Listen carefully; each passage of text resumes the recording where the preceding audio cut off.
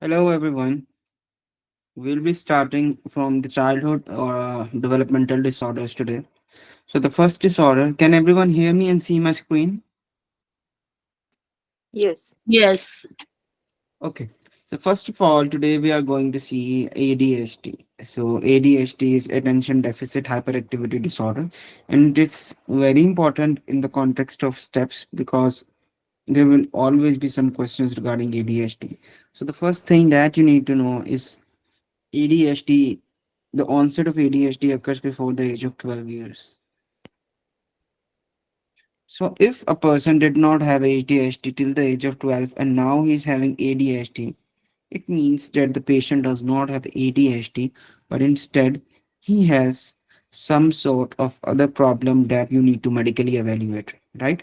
So, if they give you a question, so what are the signs and symptoms? So, there will be hyperactivity, there will be impulsivity, or there will be inattention.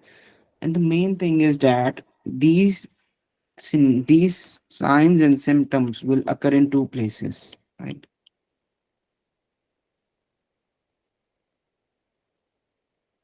So if the signs and symptoms of ADHD occurs only in one place, then it is not ADHD, right? So for us to make a diagnosis of ADHD, first we need to confirm that there are two separate places that where the symptoms of ADHD are occurring. So that is why we ask the teacher as well as the parents about what the signs and symptoms is the child being showing or exhibiting, right? So that is one thing. Now, the other thing is ADHD cannot occur before the age of 4 as well.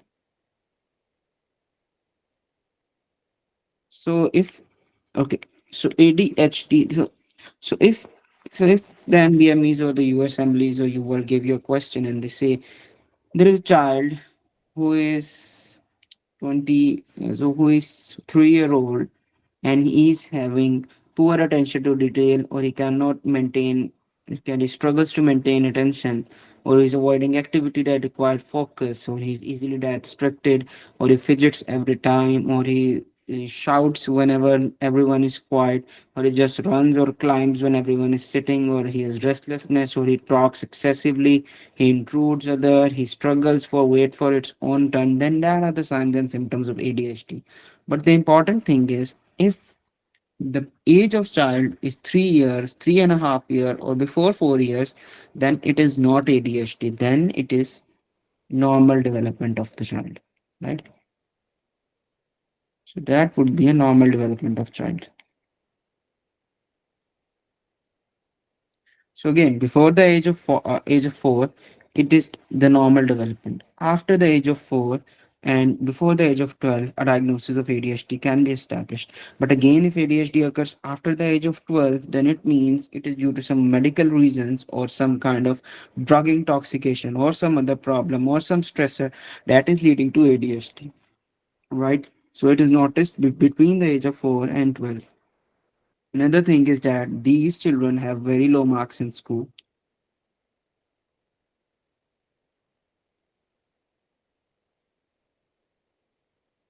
What's the prognosis of this ADHD? They can ask you what is the prognosis of this ADHD. So ADHD does not resolve, it goes into adulthood, right? So it will go into adulthood, right? And they are at higher risk of substance use disorder. Such children are always at high risk of substance use disorder and antisocial personality disorder. They will harm other, they will do stealing, they will do theft, all of such things. We'll cover this later, right? So now, what is the treatment of ADHD? As far as the treatment of ADHD is concerned, we have to give stimulants. So the stimulants will be methylphenidate and plus behavioral therapy. Okay, now another thing. If the child is below 6 years of age, the treatment of ADHD is behavioral therapy. So it will be behavioral therapy.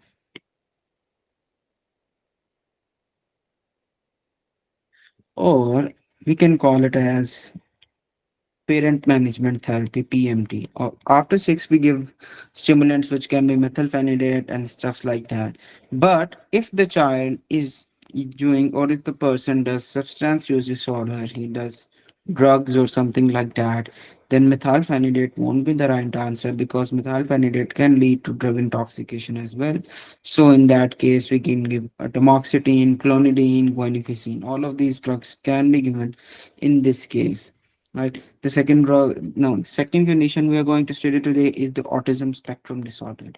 So, how does autism spectrum disorder presents to you in your words? So, in for autism spectrum disorder, they will say that you are having, there is a child of 2.5 years old or 3 years old, and the child cannot speak properly. He's lacking in verbal communication. He has poor eye contact. He does not look at the physician. He does not play with the children. He has repetitive movements, or he makes repetitive sounds. He does hand flapping. He starts to play with the toy and only plays with one toy. He's very rigid in his routines. He's distressed at times. There he has a very restrictive eating pattern. He only eats certain kind of vegetables and he does not eat anything else. The patient has some kind of sensory abnormality as well. So what are sensory abnormalities? So they can say that whenever a sound comes, the patient puts their hands over their ears to prevent that sound from entering their ears, right? Or such people, such children, such patients, well, wash their hands a lot as well, right? And at the same time, the patient will have language impairment and the patient will have aggression as well. So all of these will be the signs and symptoms of autism spectrum disorder. So we can characterize the signs and symptoms into social problems as well as communication problems, right? Okay, so most of these people will have very low IQ. That is an important thing to remember. Their IQ will be very low, right? And this does not increase. Okay, so the another thing is that they will have greater head and brain size. And this thing does not resolve. There is only supportive treatment for this thing. There is no permanent cure for autism spectrum disorder right now. See, so they can give you a 4 to 5 year old child, and that child could have ADHD or autism spectrum disorder. So, how are you going to differentiate between these two? So, in autism spectrum disorder, the child would be very shy. He won't have any eye contact. He will just stay alone. He will be very weird. But in case of attention deficit hyperactivity disorder, ADHD, the child will jump. He will push everyone. He will be very active, and you will see he won't listen to anyone. So all of these things will be the signs and symptoms of ADHD. The third one is, let's make it the differentiation between these two now. So now we are going to study conduct disorder, and the second one will be antisocial personality. So one is conduct disorder and the second one is ODD, right? So conduct disorder is also known as antisocial personality disorder. Antisocial personality disorder if the age is more than 18. If the age is less than 18, it is known as conduct disorder. So what is conduct disorder? So if a patient repetitively steal things, or he violates the rights of others. For example, he beats people, he steals things, he harms the animals, he destroys property, he does theft, or he harms the teachers as well. So this would be an example of conduct disorder.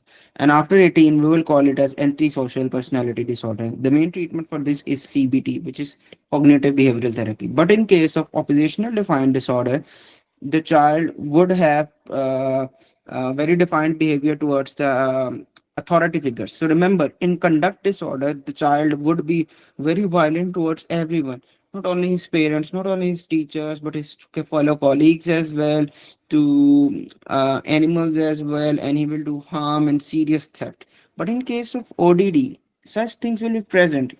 He will be violent towards his teacher or parents, but it won't be as much to an extent that it causes very serious problems, right? So the main thing will be the child won't listen to anyone for the child won't listen to anyone's questions. He won't answer anyone's question in the case of oppositional defiant disorder. But remember, there will be no theft, there will be no harm, it will only be verbal, no actions. So it's only verbal. Whereas this one, there will be all actions. He will be just like a gangster. He will be just like a thief in this case. So these are two: oppositional defiant disorder and conduct disorder. They both come a lot in the exams. So try to differentiate between them well. So now again, two things. One is disruptive mood dysregulation, DMD, and the other one is IED, which is intermittent explosive disorder. So, in both of these cases, the child would be very irritable, and the child or the person will have a lot of anger, right? So, both of these conditions will have anger in the child. So, there will be anger, there will be temper, which will be very severely out of proportion to the situation, right? An intermittent explosive disorder, again, there will be repetitive outbursts of physical and verbal activity. He will be very angry. He will be very aggressive. But what's the differentiation between these two? How would you differentiate? So remember, the child or a patient of DMD is always angry,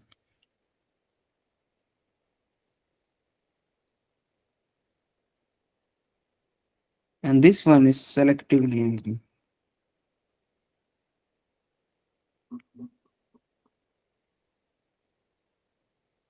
Has anyone watched Avengers or yes?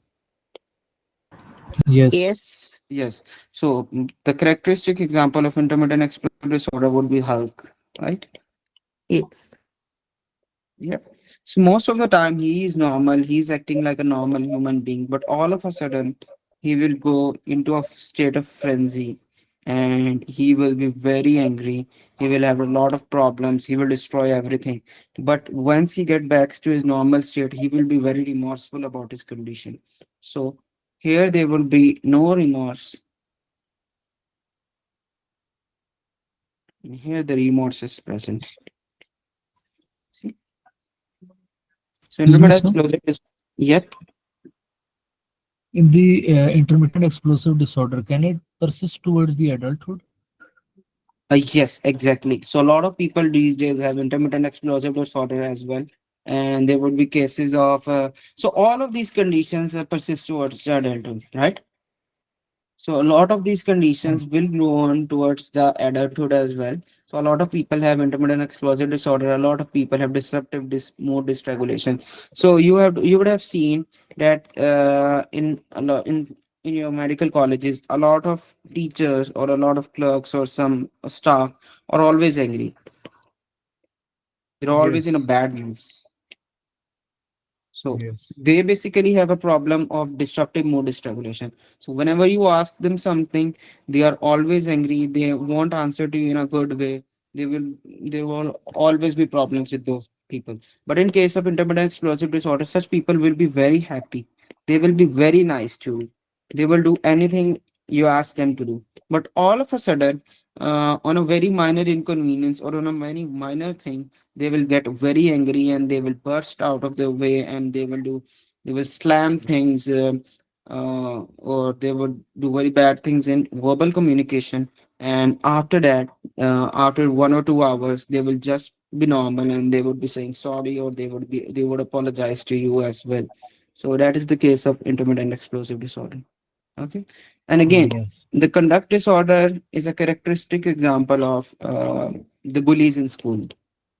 So the bullies in school, they are having a conduct disorder. And if that condition persists in adulthood, so for example, if there was a bully in school and he bullied other people, he stole other people. So they can give you a question that a 13-year-old male comes to you by his with his mother, and the mother says that this child has been stealing other people's lunches and other people's money from their wallets to buy something from him, and then he um, enslaves or catches the cats in a in a box as well, and harms the cat as well. So that would be an example of conduct disorder. And imagine that same child is now more than 18-year-old, and he has left school and he has left studying, and now he he goes on to become a gangster, or he joins a mafia, or he does such kind of stuff. Then that would be an example of antisocial personality disorder. So antisocial personality disorder always comes from a conduct disorder. Second thing, antisocial personality disorder and conduct disorder are very common in people, or very common in children who have ADHD. So they can ask you this question, that if a child has ADHD, what other things can you expect for this child to have? Right? So if the patient has ADHD, he can have two other things. He can have substance use disorder, and the second thing he can have is, you would say, the conduct or the antisocial personality disorder. Now, there is one thing which is known as the uh, selective mutism. So, what is selective mutism? So, selective mutism will occur before the age of 5 years. And in selective mutism, the patient won't speak in just one condition. He would speak in every other condition, but he won't speak in one specific condition. Um, there was a TV show. I don't know if anyone has watched it. It's known as the Big Bang Theory. Yes. Yes. So in Big Bang Theory, there was a character which was known as Rajesh. So there was a conduction Yes. character. Yes. So Did not speak to women. yes, he could not speak to women. So in any situation where there was a woman, he could not speak. So he was a characteristic case of selective mutism, right? So in selective mutism, so again he had anxiety. So it is an anxiety disorder. So whenever there is anxiety, he won't speak in that condition, and it must last for more than 1 month, right? So no developmental thing is affected in this condition, and it will affect every other thing. So what you can do in this case is you can do SSRI, you can do behavioral therapy, you can do CBT as well in this case. Okay. And there is another condition which is known as language disorder. So they love to test these two side by side and want you to differentiate between this condition. So they would give you a 6 or 7 year old child, and they can say that the child has come to the doctor for evaluation, and he is not speaking with the doctor right now. So what is this disorder, right? So now so now it may be language disorder. Language disorder is the disorder in which the child won't speak in any condition. He won't speak in any condition. Whereas in selective mutism, the child does not speak in one specific thing. So then at that point, you have to make sure that if is the child speaking in home or in educational setting or not. Because if he is speaking in the educational settings or home settings, then it means it's not a language disorder. It is a telltale case of selective mutism, right? So selective mutism and language disorder, both of these come a lot. So now there is another condition which is known as SAD. So SAD is selective separation anxiety disorder. So in separation anxiety disorder, uh, so before the age of 4, again, Remember the ages of these conditions. When are these things normal? When are these things not normal? How long they must last for this to occur? Because in psychiatry and psychology, these timelines are very important. Because a lot of us can have a lot of temporary conditions, but we cannot term them psychiatric or psychological conditions. Right? So if they occur for a long period of time, then we could mark it as some kind of a disorder. So for example, if a child is so for example, if I go somewhere and I cannot speak there for 2 to 3 days, it does not mean I am having selective mutism. This thing must last for more than 1 month, and this thing must be present before the age of 5 for selective mutism to occur. At the same time, separation anxiety disorder till the age of 4 is normal. So what is separation anxiety disorder? So it means that the babies are normally very attached to their mothers. So separation anxiety is a normal physiological phenomena. So separation anxiety is a normal phenomena that develops in the child at the age of 9 months. Okay, so it develops at the age of 8 to 9 months. So if you have noted that if you pick up a baby which is 6 years, 6 months old, or 5 months old, or 7 months more old, he would be very happy, or that baby would be very happy when you pick up the baby. The baby will smile, the baby will laugh, the baby will coo. But the same baby, when you do not meet the baby for 2 to 3 months and go again at the age of 9 months, and you take the baby from the mother's hand, the baby will start crying. This phenomena is known as separation anxiety disorder because at the age of 9 months, the baby have developed separation anxiety. Now he cannot remain separated from his mother or from the figures which are very close to him. So this phenomena persists till the age of 4 years. But if it persists after the age of 4 years, it is known as separation anxiety disorder. Right? So now we'll move on to Tourette syndrome. So in Tourette syndrome, there are some kind of vocal tics or some kind of repetitive hand movements. So there will be grimacing, there will be shrugging, there will be grunting, there will be throat clearing, and it will occur for more than 1 year, and it occurs before the age of 18 years. What's the prognosis of Tourette syndrome? So this they love to test this thing as well. So this thing resolves with age. So first of all, it will resolve with age. Secondly, it occurs commonly with OCD and ADHD. The patient will have OCD and ADHD as well. Third thing, these patients most commonly have crop. So most commonly these patients will have coprolalia, right? So they will utter or say obscene speech, which will not be under their control. So they can give you a patient of a 14-year-old or a 15-year-old girl comes to you, and girl has been referred to you by her school, and when you go there, when you see the girl says that she has no control over such certain motions which occur in the class, and at some point she has said some involuntary he has said some obscene speech as well.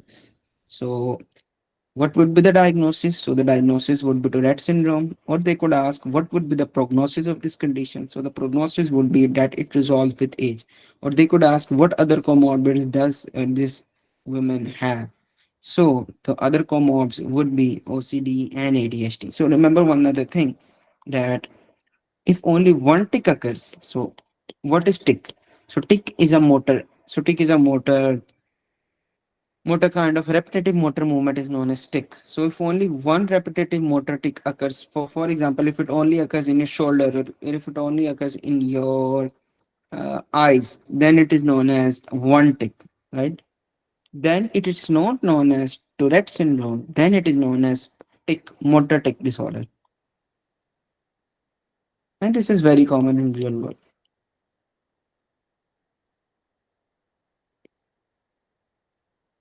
So you have there are cases that people have motor tick disorder of one of their eye.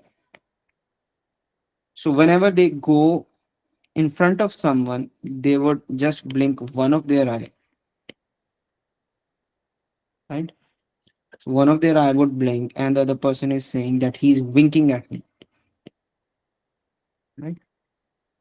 So This is the motoric disorder. In motoric disorder, only one eye will be affected. Whereas if more than one muscle group or more than one thing is affected, or there is more than one tick, then it is known as Tourette syndrome, right? What is the treatment for this? For the treatment, we normally use antipsychotics and tetrabenazine. Tetrabenazine is a VMAT inhibitor. They can ask you about the side effects. So you need to remember all the side mechanisms of the drug. So it is a VMAT inhibitor, right? So VMAT stands for vesicular monoamine transport. So it inhibits all the monoamine transporter and the transport of monoamines, and as a result, the ticks will get controlled because the monoamines are associated with movements, right? So now, okay. So now there will be three kinds. So now we have completed this topic. Now we'll move on to amnesias. So there are three kinds of amnesias, and the amnesias are very simple. So the first one is retrograde amnesia. So retrograde amnesia means that you cannot remember the things that occurred before this day, right? So if I cannot occur what happened yesterday or what happened the day before, this is known as retrograde amnesia. This thing is not as much as common. And the second thing is anterograde amnesia. So anterograde amnesia means that after an accident, I cannot make new memories. So if I cannot make new memories, that is anterograde amnesia. Again, I have told you, just like I incorporated some examples from movies or seasons, try to incorporate as much as of psychiatric problems as you can and relate them with different people or different things that you see in your real life as well, or you have seen in movies or you have seen in seasons, right? So anterograde amnesia occurs in a lot of movies, a lot of people as well. It has been shown in a lot of media as well. So in anterograde amnesia, you cannot make new memories, right? So you have all of your old memories, but no new memory will be formed. So for example, if I come to visit you and I stay with you for 30 minutes and I go back and come back again.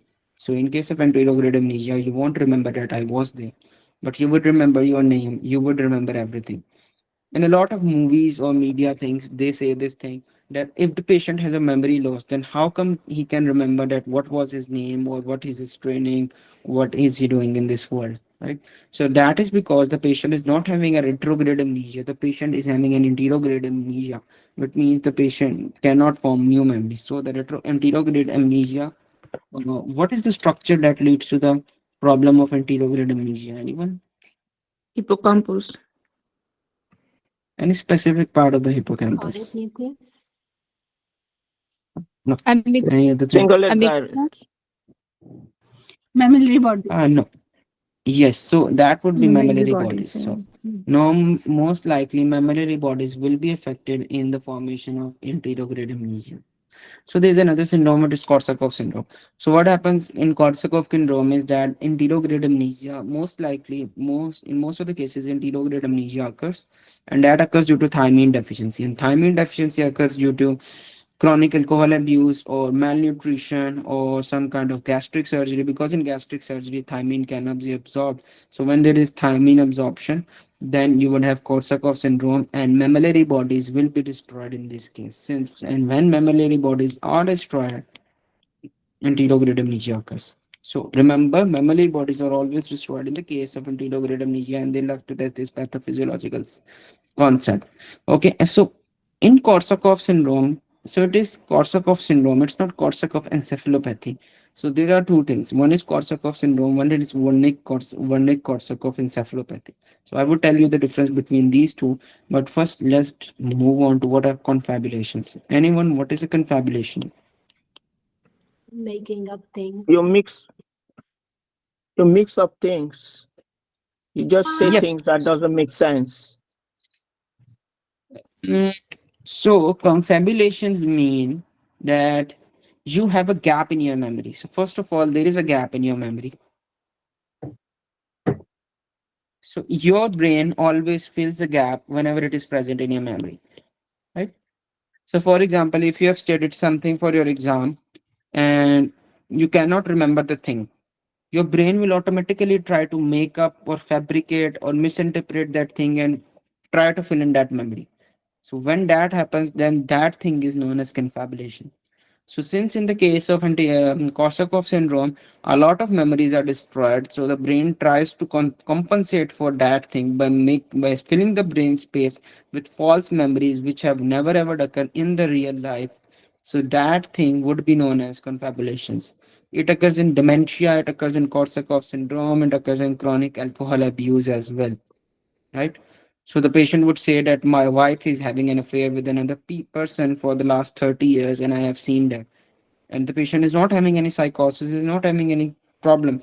But the thing is, the patient is having confabulation due to Korsakoff syndrome, right? Now let's move on to delirium. Okay, so delirium.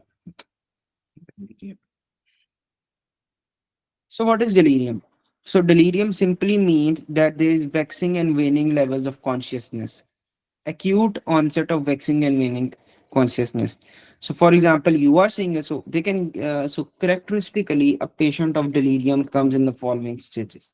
So they can tell you that a 60-year-old male had an abdominal surgery or had a surgery or had a cardiovascular surgery, coronary artery bypass surgery, and now all of a sudden the patient is saying that I can see a person who is standing at the wall, or the patient cannot sleep, or the patient is very aggressive, or the patient is very agitated, and after 30 minutes or after 1 hour the patient gets better, and but after 2 hours you see the patient again, and the patient becomes worse again. And specifically there is a phenomena which is known as the sundowning phenomena. Sundowning phenomena means that the patient gets better in the evening, the patient gets worse in the evening. So in sundowning phenomena, the patient will be worse in the evening. He will be better in the morning. So this is how delirium presents. Okay, so the patient can have disorganized thinking. He can have hallucinations. His sleep-wake cycle be disturbed. He will be sleeping for 1 hour. He would then wake up. But remember this thing. This condition is irreversible. This is not a permanent problem. And what's the most common cause of delirium? It is some kind of infection in old aged people. So whenever there is delirium, whenever a USMLE or NDMA question wants you to test about delirium, always keep an infection in the back of your mind, right?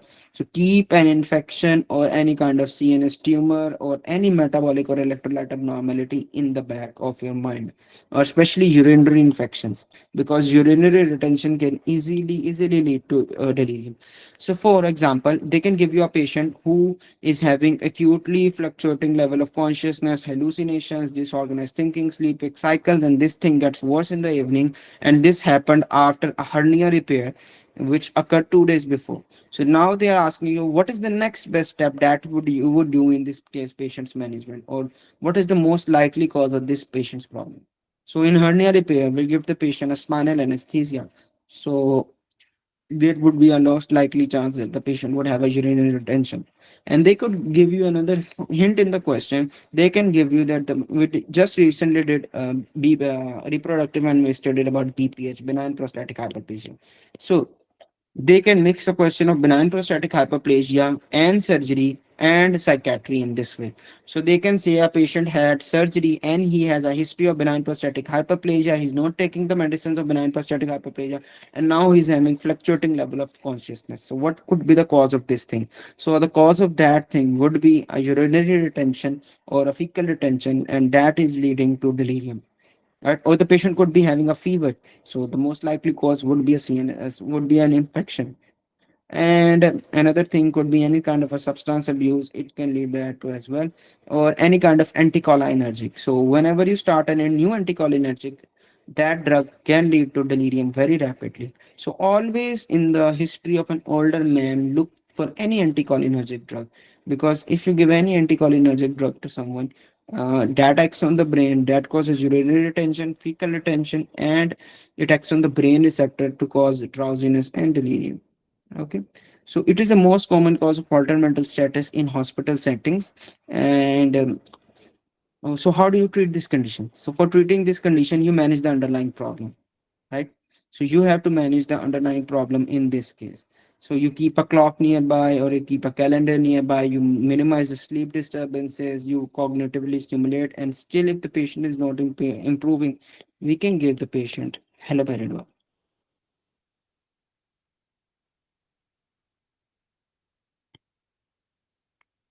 So we can give the patient haloperidol. Remember, don't give benzos. Don't give benzos in case of delirium. It will just worsen the delirium. Or don't give any anticholinergic or any opioid drug. Do not give any restraint to the patient. Keep as many people, as many family members near the patient as you can to avoid the delirium, right? So this is the treatment. These are the drugs we do not want to give. Any opioid, any anticholinergic, any benzos. These will worsen the delirium. So now we'll move on to psychosis, right? So what is psychosis? All of you know basically know what psychosis is. So psychosis means the reality is distorted. There's a distorted perception of the reality. So it could be a delusion. So there could be three things: delusions, hallucinations, or disorganized thoughts. So now we need to differentiate between all of these things. Okay, so what is a delusion? So delusion means that the patient is having a false belief, right?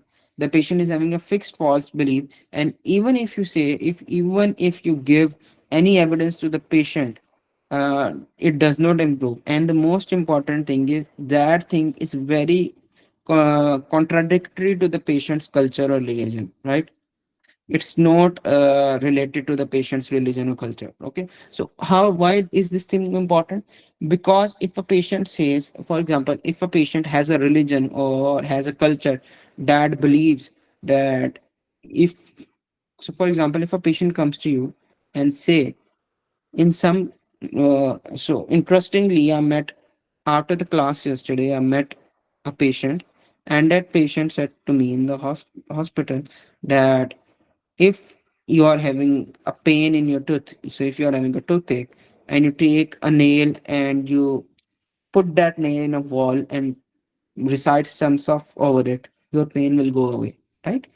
So this is not a delusion. Why is it not a delusion? Because this is his religious belief, or this is it cultural beliefs. Cultural and religious beliefs are not included in delusions.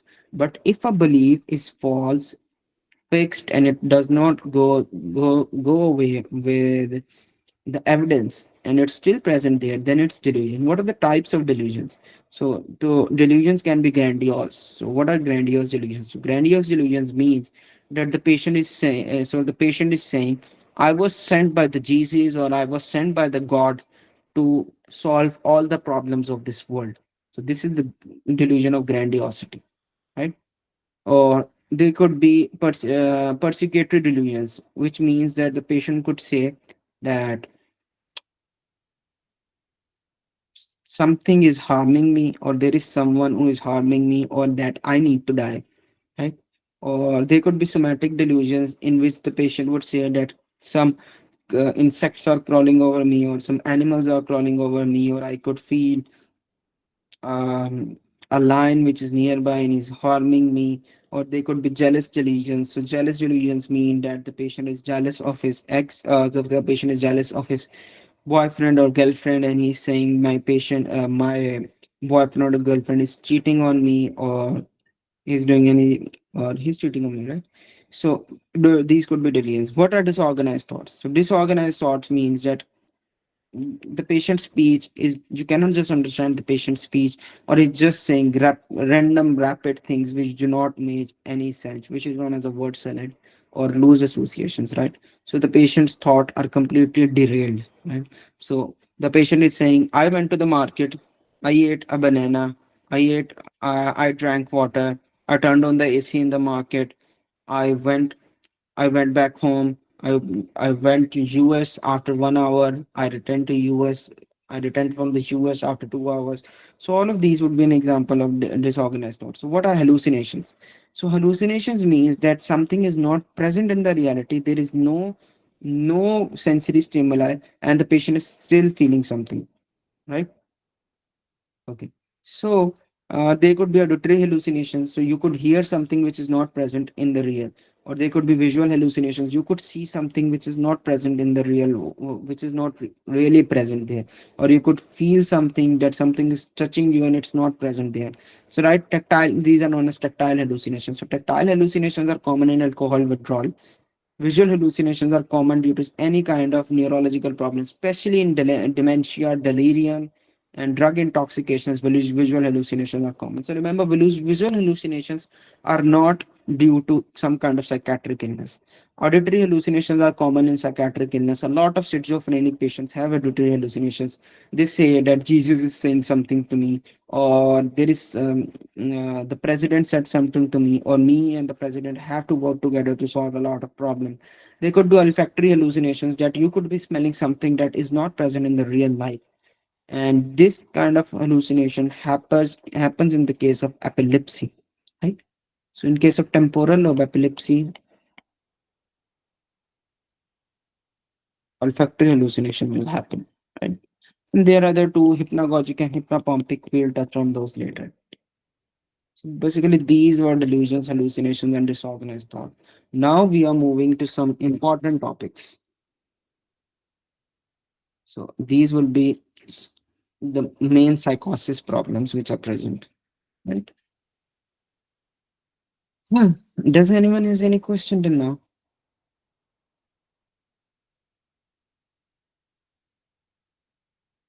Okay.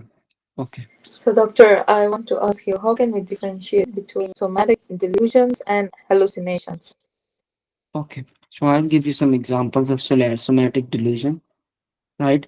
And then could be okay. So mainly somatic delusions means that something is wrong with your body, right?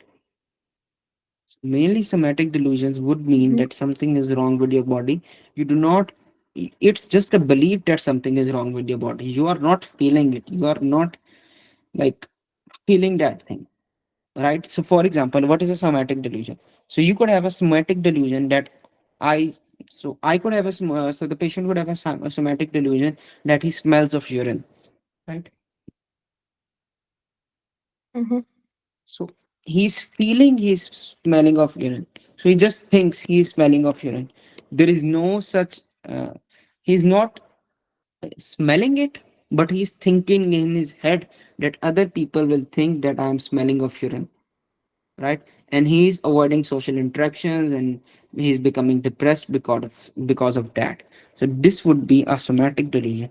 What would be the hallucination part of it? If the patient is really smelling the urine and in fact it's not present, then that would be an hallucination. Okay.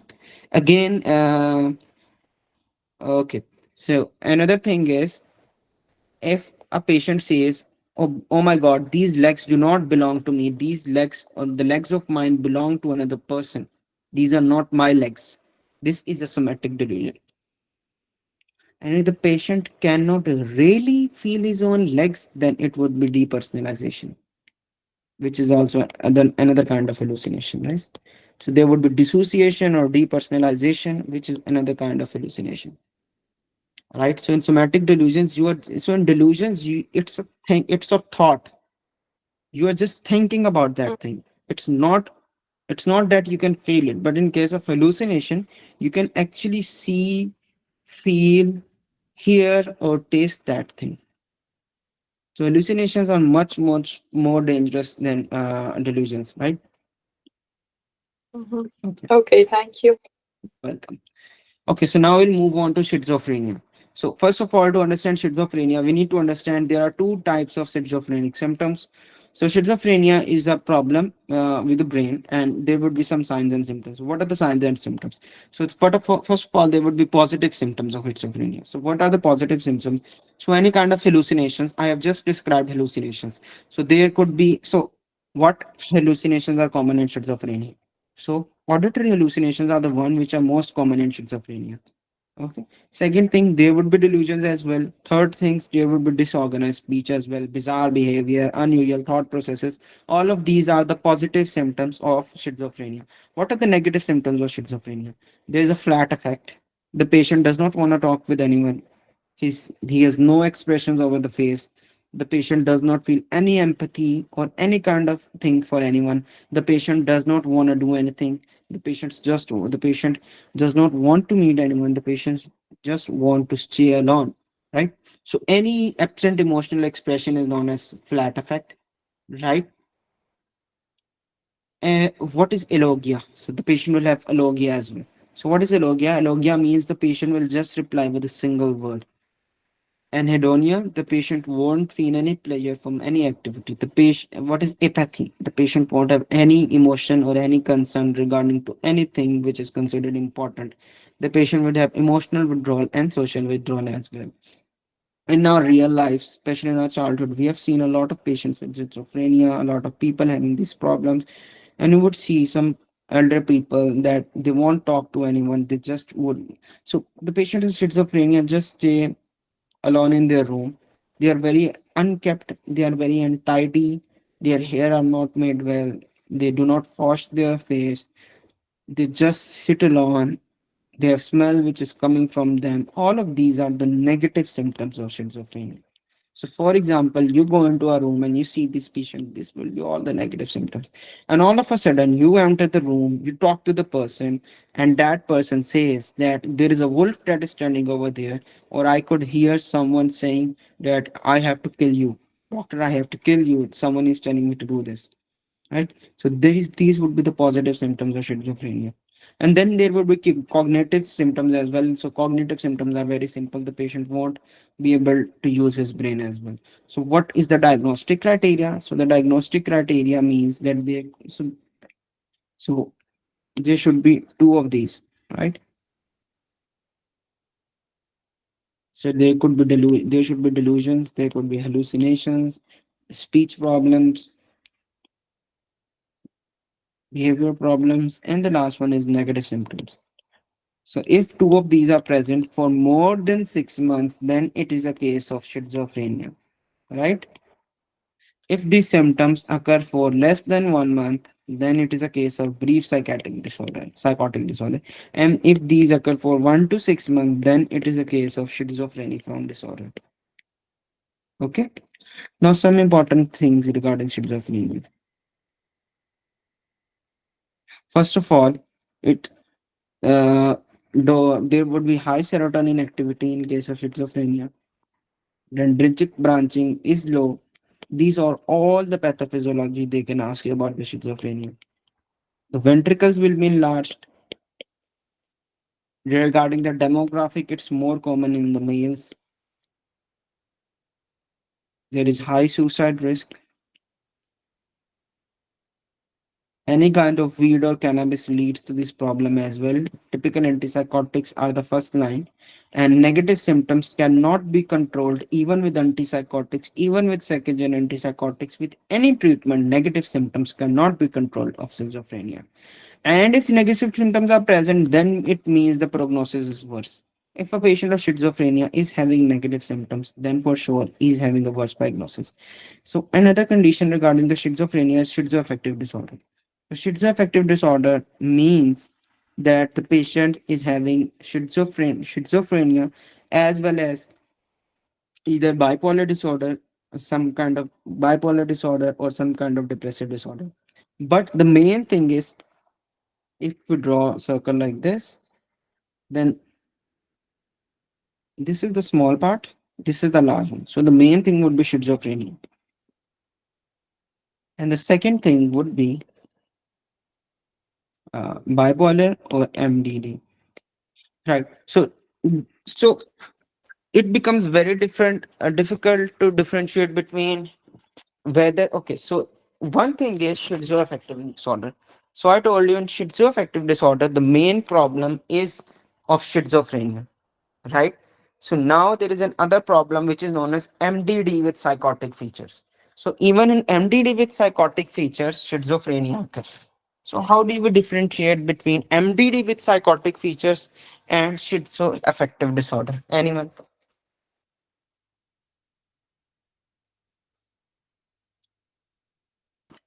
Come again, Doc? So there are two conditions. One condition is known as schizoaffective disorder. In schizoaffective disorder, schizophrenia and MDD, both of them occur. And the other condition is known as MDD with psychotic features. In MDD with psychotic features, schizophrenia and MDD, both of them occur as well. So how do we differentiate between these two conditions? I think the duration of the symptoms. Okay, so remember, again, these are the things you will get confused a lot on when you are doing your units or when you are solving your try to make you confused between them. So in the case of, so let me give you an example. So they can, so a 34-year-old male comes to you with depressive symptoms for the last 3 weeks. Upon hearing, upon hearing all of those depressive symptoms, we confirmed that the patient is having a depressive episode. Apart from that, the patient told that he has been hearing hallucinations as well. He's having some delusions as well, and the patient has a flat effect as well upon the physical examination. Right. Upon further examination, we came to know that the psychotic features are present for 1 month, for 6 months, and upon further confirmation, we came to know that the psychotic features were still present when the depressive symptoms were not present. So, what is the most likely diagnosis? This is the characteristic way in which they will ask you about the schizoaffective disorder or the MDD with psychotic features.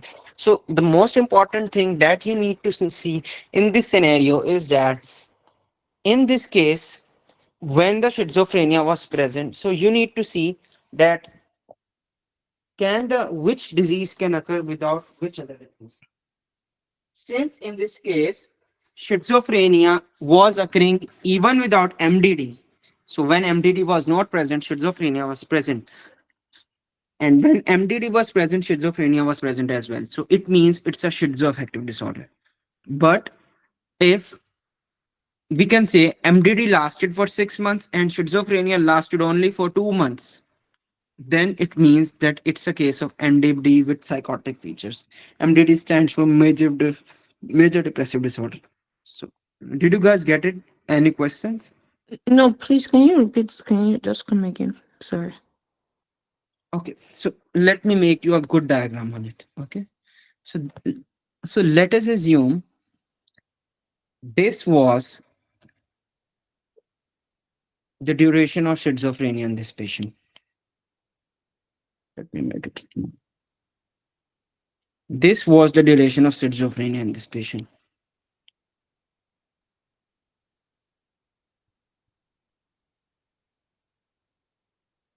And this was the duration of MDD in this patient. So can you see, is there any time frame where schizophrenia was occurring alone without MDD? Yep. Yes. Yeah. So it is this time. Since the schizophrenia occurred alone, this is the major problem here, and this is the minor problem. So you have to see what's the major problem, what's the minor problem. Since this is the major problem, that's the minor, it is known as a schizoaffective disorder. But if I make the other diagram, and now, so let me change this one. Let me just change this diagram.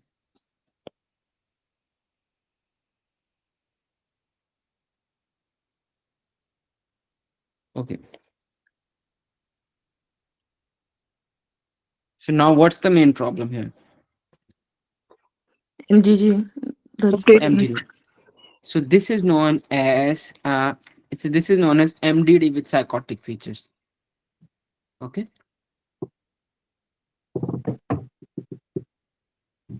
So this is how you will differentiate between them. Let me see if there's any question to know. Check. Okay. Okay. Now we'll move on to delusional disorder. What is delusional disorder? Delusional disorder means, okay, so for the diagnosis of schizophrenia, there were 5 things, and 2 of them had to be present. But if only delusions are present, then this condition is known as a delusional disorder. And that delusion can be more than one or can be less than one, right? Okay. Okay, so the main thing in delusional disorder is that the delusions will be present, only the delusions would be causing a problem. Otherwise, the patient will be completely normal. He won't have any other problem aside from that delusion, right?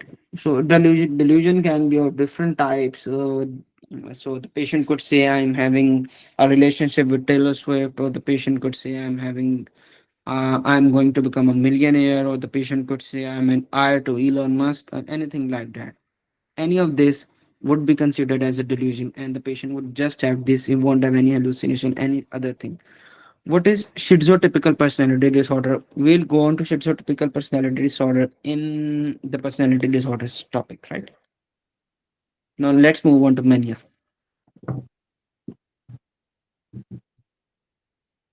Let's move on to mania.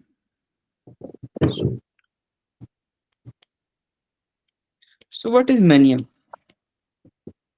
So in mania, the patient is having elevated energy or elevated mood, right? The patient is very distractible. So mm,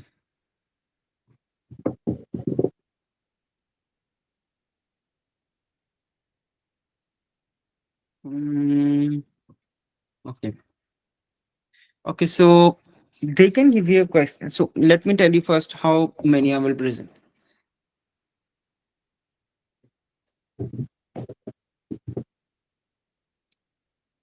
So they can give you a question that the patient is having. So a 29-year-old male comes. 24-year-old male was brought to the emergency department by his family due to some kind of unusual behavior. His family said that he has not slept for more than 2 hours. So the first thing is he has not slept for more than 2 hours. So there is any kind. So there's a problem of sleep problem. He has discovered a new cure for cancer. So this is grandiosity, right? Or flight of ideas, right? He is talking, and he has spent large amounts of money on this thing, right? This is known as impulsivity. He talks rapidly, he's jumping from one topic to another topic, and he's becoming very irritable when he's interrupted. Okay, so this is known as talkativeness, agitation, right? He thinks he is the next biggest doctor in this world. This is grandiosity. Okay. He has a okay. On further examination, we come to know that the patient has a history of depressive episodes as well, during which he has low mood, poor energy, and suicidal thoughts. What is the most likely diagnosis? So the most likely diagnosis would be a bipolar one. So this is how characteristic case of schizophrenia present with symptoms of dig fast, right? So dig fast stands for distractibility. The patient won't listen to anyone.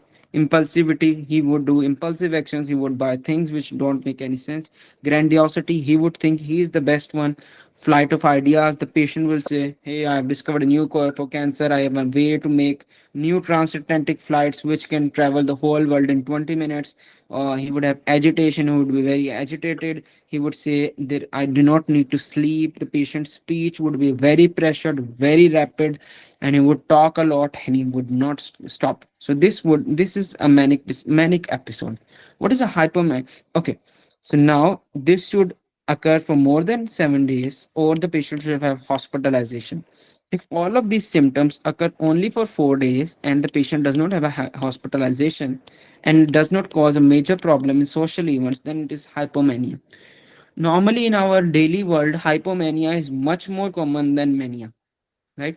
So the main thing is hypomania. So a lot of people are having hypomania. So in bipolar 1, there is one maniac and one depressive episode. In the case of bipolar 2, there is a hypomaniac and a depressive episode. So if hypomania is present, it is bipolar 2. If mania is present, it is bipolar 1, right? Normally, between the episodes, the patient is completely normal. We cannot give antidepressants in bipolar? They would love to raise this question that a patient comes to you for the treatment of major depressive disorder. He's having he's having sadness, he's having irritability, he cannot sleep properly, his appetite is very low, he does not enjoy anything, he's having suicidal behavior. What is the next best step that you would do in this patient's management? And they would give you a list of drugs, and then they could ask you one question that ask about if he's having any maniac symptoms in the past, because if the patient is having any maniac symptoms in the past, then if any depressive patient had a history of mania as well, then it is a bipolar disorder, and antidepressants worsen the bipolar disorder. You cannot give antidepressants in bipolar disorder, and they are contraindicated. Bipolar disorder patients are with very high risk of suicide, and the treatment mainly is lithium or anticonvulsants, right? Or atypical antipsychotics. What is cyclothymia?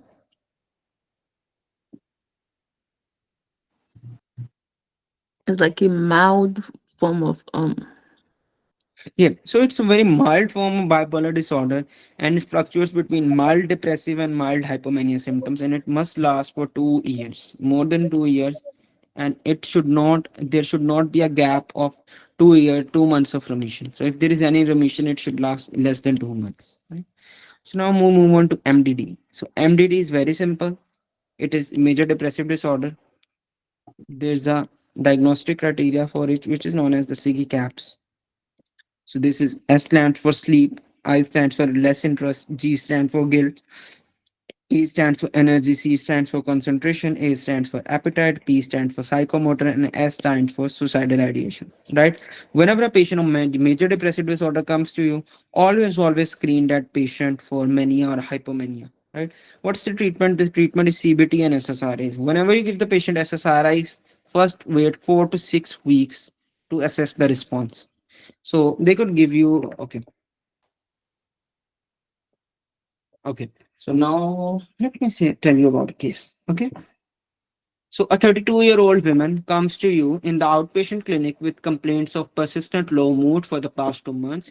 She reports losing interest in her hobbies, including painting and spending time with friends. So that's the first thing. So this is interest. So one sign is ticked. So always whenever there is a case of MDD, always write this down and see if the criteria is being met. Okay. Now the patient is saying she has difficulty falling asleep and often wakes up in the evening. Right. So sleep problems. The patient feels tired most of the day and has difficulty working. Right. So energy. She has expressed feeling of worthlessness and right. And that's guilt. The patient says his life is not worth living, right? Suicidal problems, right? What is the most likely diagnosis? So the most likely diagnosis would be MDD, right? So now you decide to give this patient antidepressants, and the patient returns after 2 weeks and they say, "Hello, doctor. Thank you so much for giving me the antidepressant, but my symptoms are much worse than they were before." What would you say to this patient now? So you would say the patient to wait for another 4 weeks, because antidepressants take a good amount of 4 to 6 weeks for them to act, right? Again, if the patient is not if the patient is always see if the criteria is met or not, because if the criteria is not met, you cannot label it as MDD. For example, I say a 25-year-old male comes after the death of his father. The death occurred 1 month before, and now after the death of his father, the patient refuses to eat anything, and he has lost interest in the daily activities of life. Everything else is completely normal. So since two of the nine criteria are being met, this is not MDD, this is just normal bereavement. So one more important treatment of MDD is electroconvulsive therapy. In this therapy, you give shock or electric current to the patient. When do we use electroconvulsive therapy for the treatment of MDD? Okay. So what's the criteria? So whenever the patient refuses to eat anything, to eat, the patient is pregnant, the patient is elderly, or there is very severe suicidal thoughts. because I have told you that antidepressants take 4 to 6 weeks to work. So you cannot wait 4 to 6 weeks for this patient because the patient may suicide, right?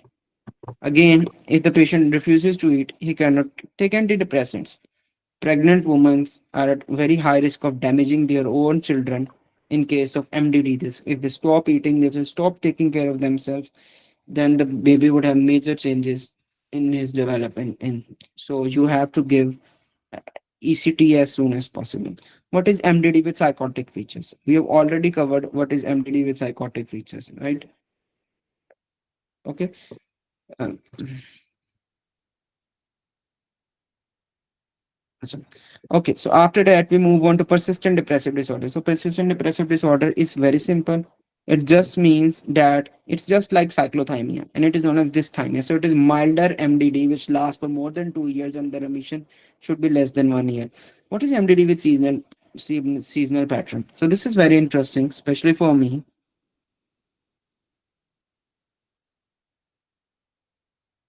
So, my residency would be at a place in upstate New York.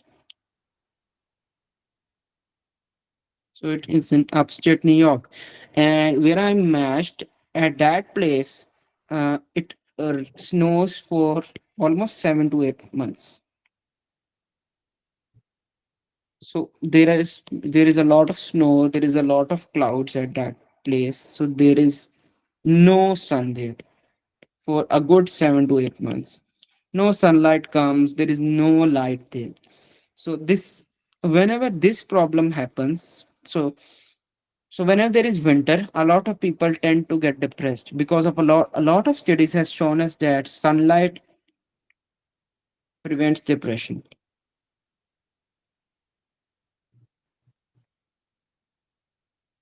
That is why a lot of studies have shown us that night workers or doctors who work at nights or do night shifts are more likely to get depression, suicides, earlier causes of death, more cardiovascular problems, more endocrine problem, more diabetes and hypertensive problems because of this depression. So if the patient does not get, anyone does not get enough sunlight, the patient will have some form of depression. So this depression is known as seasonal affective disorder or MDD with seasonal pattern. In this case, the patient will have depression during the winter. And in such areas where there is no sunlight, such as upstate New York or Canada for most of the part, no sunlight is there.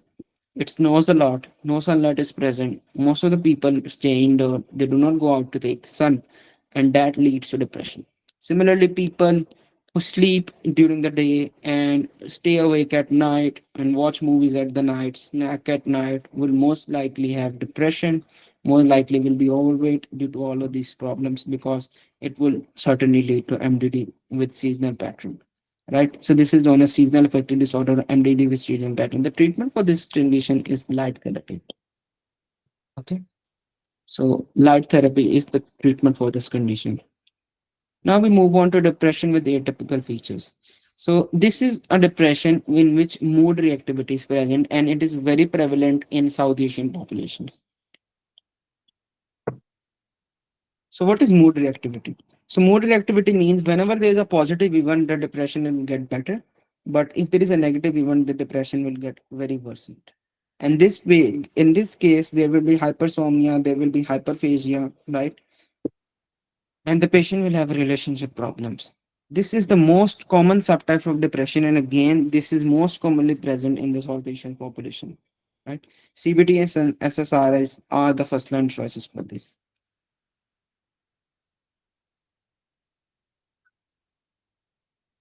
Okay, so we'll keep our discussion to this point till now. Does anyone have any question?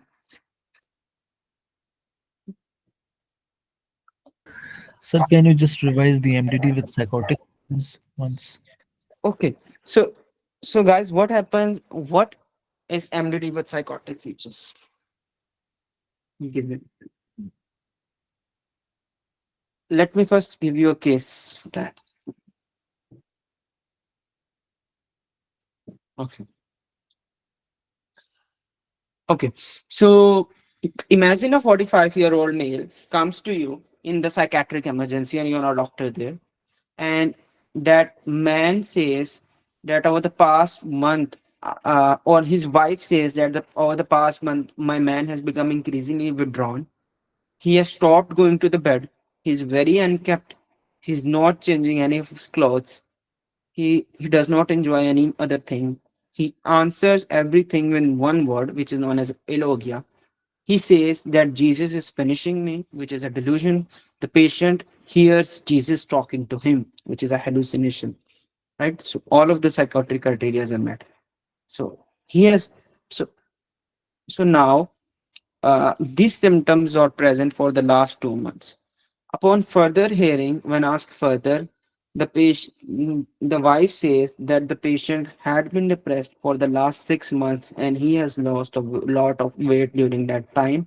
And further examinations revealed that during that time he did not have any of these new symptoms which have occurred now. So, what is this diagnosis? So, this would be a diagnosis of MDD with psychotic features. It means that MDD was present for 6 months or 6 or 7 months, and during the episode of MDD, a random episode of psychosis occurs and it goes away completely, but the MDD won't go away. So the key takeaway scenario point is, if MDD stays there and another problem comes for 1 to 2 weeks and goes away, then it would be MDD with psychotic features. But if schizophrenia is the main problem and schizophrenia stays for 7 to 8 months, and in between that time, for some time, MDD comes and then goes away, then it's a case of MDD with psychotic features. Sorry, it's a case of schizoaffective disorder. Yes, sir. Thank you. The bipolar 1 and bipolar 2 disorder. Can you repeat your question? This regard, can you repeat bipolar 1 and bipolar 2 disorder? Okay. So in bipolar 1, there will be mania, and mania will alternate with depression.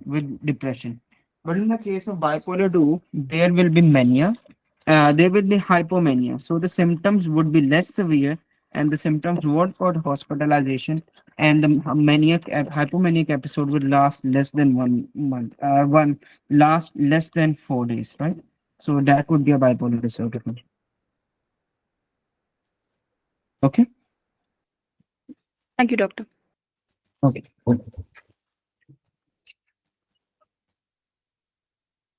Okay, so that's conclude our session. We'll continue tomorrow and we'll finish the psychiatric portion tomorrow. Right? Take care. Bye.